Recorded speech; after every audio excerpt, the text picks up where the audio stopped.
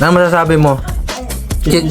Chismis nga ng Pinas. Kasi guys, yung ibang tropa namin dito hindi daw masarap. Uy, mababan ako.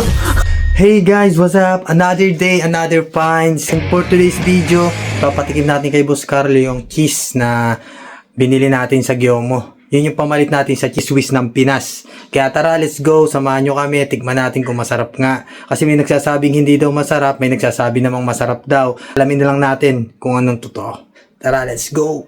Ayan, i-rate ni Boss Carlo kung totoong masama nga daw yung ano. Ano masasabi mo?